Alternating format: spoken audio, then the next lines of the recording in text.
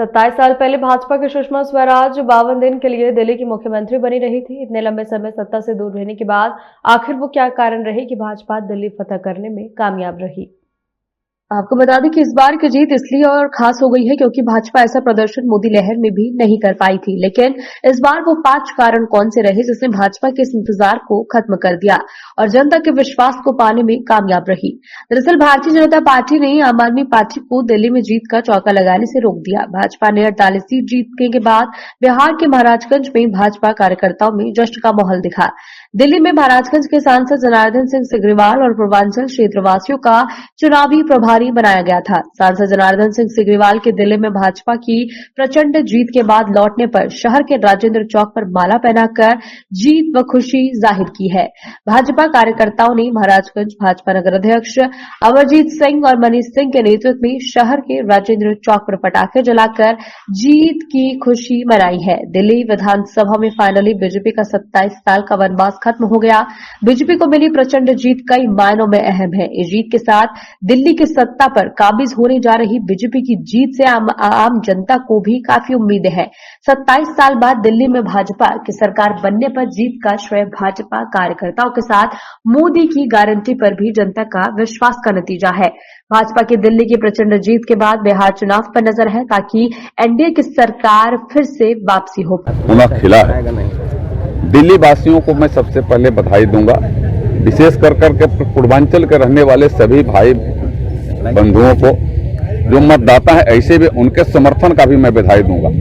और प्रधानमंत्री जी का जस कृति और प्रधानमंत्री जी के बातों पर विश्वास जो दिल्ली वासियों ने किया, इसके लिए मैं प्रधानमंत्री को इस जस कृति को भी मैं हृदय से बधाई करता हूं, नमन करता हूं। देखिए, दिल्ली के कल्याण का यह चुनाव था। एक तरफ दिल्ली बर्बाद के कगार पर खड़ा हो गया था और दिल्ली का दूसरे तरफ कल्याण के, दिल्ली कल्याण को चुना है। दिल्ली नरेंद्र मोदी को चुना है और नरेंद्र मोदी को चुनने का मतलब कि दिल्ली का कल्याण अब मजबूती से आगे बढ़ेगा। लगता था इसे कि पूरे देश में, पूरे दुनिया में भारत का डंका बज रहा है और दिल्ली प्रॉपर में एक ऐसे झूठ की सरकार चल रही है, चाहे जो शराब खोरी की बात हो, शराब के माने कांड की बात हो या फिर अन्य तरीके से लोगों को गुमराह करने की बात हो और कहने और करने में आकाश पाताल का अंतर हो। झूठ कोई सीखे तो जाकर के दिल्ली के जो कल तक की सरकार थी उससे सीखने की बात होती थी। एक सच्चा और सफेद झूठ बोल करके सच में परिवर्तित करने का प्रयास कर रहा था और लोग वहां परेशान हो रहे थे, लोग वहां तंग तबाह हो रहे थे। आज उनकी तंग तबाही खत्म होगी दिल्ली की और दिल्ली विकास के रास्ते पर आगे बढ़ेगा और भारत की राजधानी दिल्ली और दिल्ली में भी कमल खिला है। इसके लिए दिल्ली वासियों को फिर से बधाई, नरेंद्र मोदी जी के प्रति सम्मान।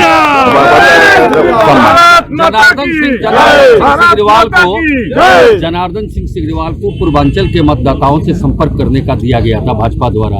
आपको क्या लगता है कि पूर्वांचल के लोगों का कितना सहयोग रहा इसमें? देखिए, पूर्वांचल के लोग तो मैंने एकदम में 100% सहयोग किए हैं।